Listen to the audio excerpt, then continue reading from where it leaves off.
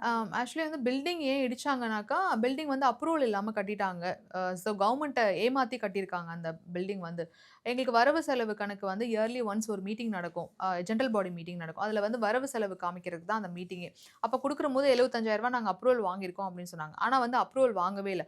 Floor approval தான் வாங்கலன்னு பார்த்தா, பில்டிங்க்கே approval இல்ல அப்படின்ற மாரி தெரிய வந்துச்சு. ஸோ அப்ப கோர்ட் ஆர்டரோட என்ன ஆச்சுன்னா, கார்ப்பரேஷன் வந்து பில்டிங்க இடிச்சுட்டாங்க. அது ஒரு கோடி கணக்குல மதிப்பு இருக்குன்னு வச்சுக்கோங்களேன் அந்த பில்டிங் வந்து. அந்த பில்டிங்கோட காசுலாம் யாரோட காசு? எங்களோட காசு தான். நாங்க நெறைய 10% குடுத்துருக்கோம் இல்லையா?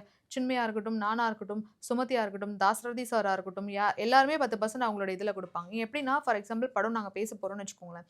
ஹீரோயின் வாய்ஸ் ஓகே ஆகுதுன்னா, இப்போ ஒரு ரூ. 1,00,000 குடுக்குறாங்க பேமெண்ட் நாங்க வாங்குறோம்னா, அதுல 10% 10%னா ரூ. 10,000 அப்ப எத்தன பேர் எத்தன 10% குடுத்துருப்பாங்க? Not only for heroine voice. எல்லா வாய்ஸ்க்குமே பிட் வாய்ஸா இருக்கலாம், கேரக்டர் வாய்ஸா இருக்கலாம், கிரவுட் வாய்ஸ் எல்லாமே 10% எடுத்துப்பாங்க. அப்ப 10% எடுத்துட்டு இருந்தாங்கன்னா, 1 மாசத்துக்கு அவங்களுக்கு எவ்வளோ போயிட்டுருக்கு? 1. 2வது வந்து மெம்பர்ஷிப்புக்குன்னு சொல்லி உள்ள வருவாங்க. அப்ப அதுல ரூ. 2,00,000 வாங்குறாங்க அப்டின்னா, அந்த ரூ. 2,00,000 எங்க எத்தன மெம்பர் வந்து சேருவாங்க ஒரு மாசம்? அப்ப அந்த காசு எங்க?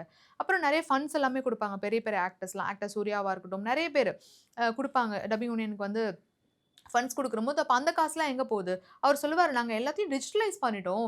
நாங்க ஒரு காஃபி குடிக்கிறதுனா கூட வந்து, அத வந்து நாங்க கணக்குல இருக்கோம்." அப்படின்னு சொல்லிட்டு ராதாரவி இப்ப பிரஸ் மீட்ல ரீசென்ட்டா குடுத்திருப்பாரு. அப்புறம் ஏன் பில்டிங் இடிச்சாங்க? நீங்க 75,000 திருடிட்டேன்னு நீங்களே ஒத்துக்கிட்டீங்களே! ஏன் பில்டிங் இடிச்சாங்க?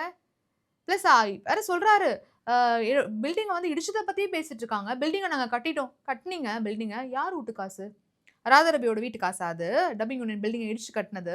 இடிச்சதுக்கு ஒரு காசு, அவ்ளோ வெல மதிக்கப்பட்ட ஒரு பில்டிங்க இடிச்சிருக்காங்க. அது எவ்ளோ எக்ஸ்பென்சிவ் போயிருக்கும். திரும்பி கட்டியிருக்காங்க.